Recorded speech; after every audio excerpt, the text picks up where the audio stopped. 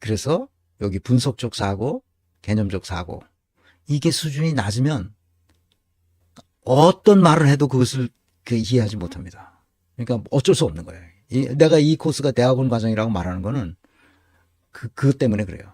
이해할 수 없는 사람에게 이걸 가르친다는 건 나도 괜히 에너지 낭비하는 거고, 여러분들도 내 강의를 들어봤자 이해가 안 되니까 그걸 뭐 강의 듣지 마시라. 괜히 고통받는다.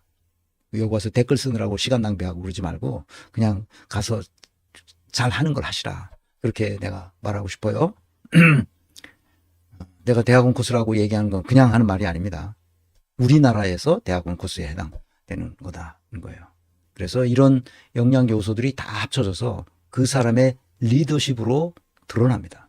이런 영양 요소들이 16개 영양 요소가 상호작용해서 궁극적으로는 리더십을 발휘해서 자기 혼자 뭐를 성취하는 것도 있지만, 소설가 같은 건 자기가 소설을 써서 사회적 성취를 일으켜 할 수 있지만, 이런 정치나 기업에서 기업 활동을 하는 사람들은 리더십으로 나타나는 거죠, 이것이. 그래서 리더십을 발휘해서 사회적 성취가 일어나게 합니다. 사회적 성취가 없었다면 리더십을 발휘하지 못한 거죠. 사회적 성취가 있었으면 리더십을 발휘한 거. 그런 겁니다. 그러니까 법안 몇 개 발의했다 이런 것은 트리비얼 매니, 잡다한 어떤 것이라, 그것은 고려의 대상이 뭐 될 수도 있겠지만 고려의 대상이 될 필요도 없어요. 그가 남긴 족적이 뭐냐 이겁니다. 우리말로 하자면 족적이죠. 그래서 직무의 3대 구성 요소는 이렇게 돼 있어요. 다시 한번 얘기합니다. 직무가 뭔지를 이해 못해서 이런 불상사가 생기는 건데, 3가지 구성 요소가 있어요. ability, 그 사람의 능력을, 그 사람의 홍길동이 여기에 들어가서 자기 능력을 가지고 이 직무를 담당합니다. 그럼 업무 활동을 해야겠죠. 그죠? 들어갈 때 뭘 하는 거예요? 이 사람이 이 직무에 적합하다고 봐서 뽑아준 거죠. 국회의원으로. 뽑아줬어요. 그래서 능력이 있다고 생각한 거예요. 사람들이. 그래서 홍길동이 들어간 거예요. 들어가면 거기서 뭔가 활동을 해야죠. 활동을 한 결과로 아웃풋이 나와요. 아웃풋이 accountability예요. 그래서 3A. ability가 들어가서 activity를 통해서 accountability를 완수하는 거예요. 이해하셨죠? 여기까지? 여기까지 또 헛소리 하면 또 안 됩니다. 그래서 그 직무를 반드시 직무설계 모형으로 내가 지금 책을 쓰려고 하는 거예요. 그러면 이 직무가 가지고 있는 성과 책임을 완수했는지의 여부를 우리가 판별할 수 있어야 되잖아요. 그래서 이 사람이 제대로 직무를 인식한 사람인지를 보기 위해서 사람 중심적 직무 인식인지, 그러니까 예를 들면 이런 거예요. 이 사람이 고급진 대학을 나왔다. 그래서 사법고시를 봐서 검사가 됐다. 그래서 이 사람이 검찰총장이 됐다. 또는 서울지검장이 됐다. 또는 자기가 무슨 그 특검을 해가지고 내가 특별검사였다. 그래서 적폐 세력들을 이렇게 해가지고 대통령도 구속시키고 법무부 그 대법원장도 구속시켰다. 그러니까 자기가 굉장히 유능한 검사다. 이렇게 생각하는 사람은 사람 중심의 직무인식을 가지고 있는 거죠. 그 사람이 유능하다고 본 거예요. 왜? 그런 사회적 성과를 냈으니까. 그죠? 그렇다고 치는 거예요.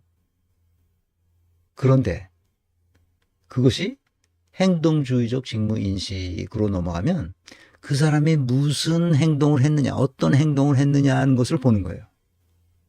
어떤 행동을 했느냐, 이걸 보는 거죠. 그래서 행동을 어떤 식으로 행동했느냐 하는 것을 보는 것은 성과 책임과는 아무 상관이 없어요. 왜요? 왜 그러죠?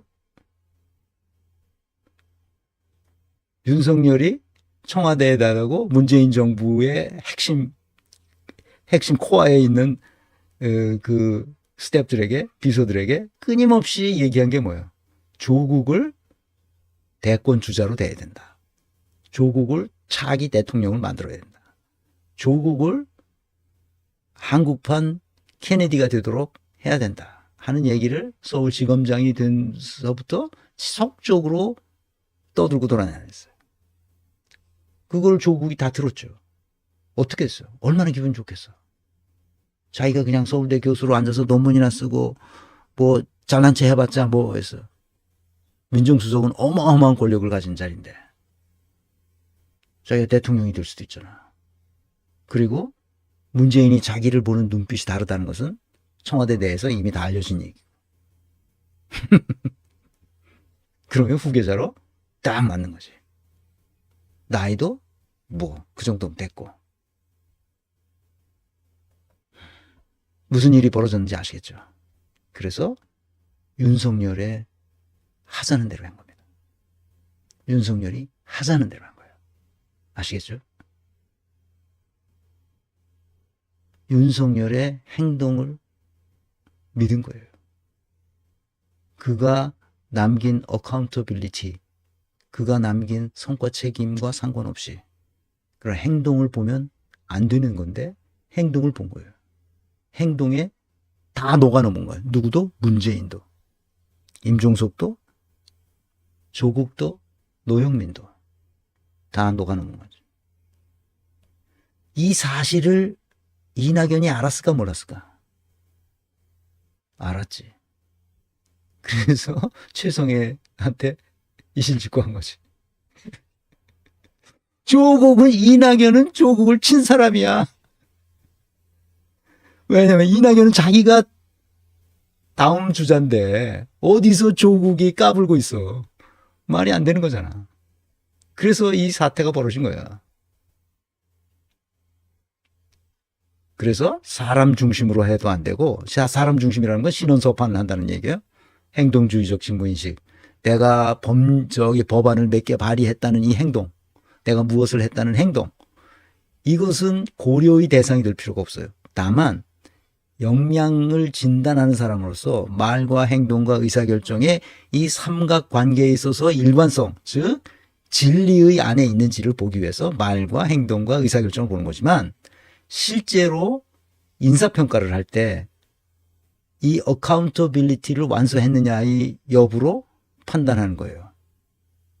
어카운터빌리티는 성과주의적 직무인식을 통해서만 나타나요. 그러니까 사람 중심도 아니고 행동 중심도 아닌 거예요.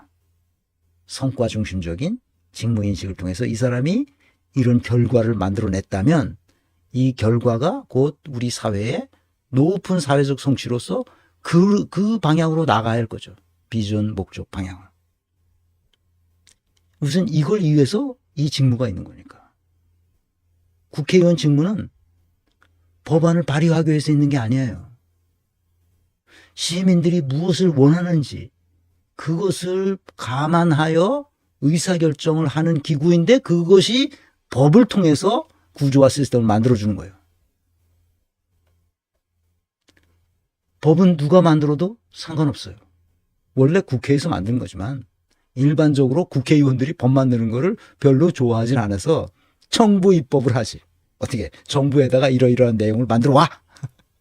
그러면 그걸 한다고. 의원 입법은 더 오래 걸리지만 정부 입법은 더 빨라요. 정부 공무원들이 의원들보다 똑똑하거든. 그러니까 훈련돼 있고.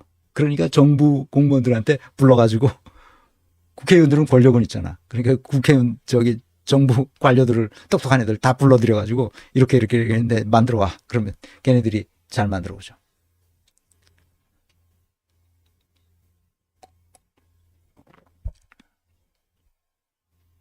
내가 뭔 말 하는지 또 이해 못했을라. 이해했죠 이제? 트리비얼 매니, 잡다한 여러 가지, 이건 다 걱정하지 마시라. 그거 가지고 시비 붙는 사람이야 가장 쪼다 같은 놈이다.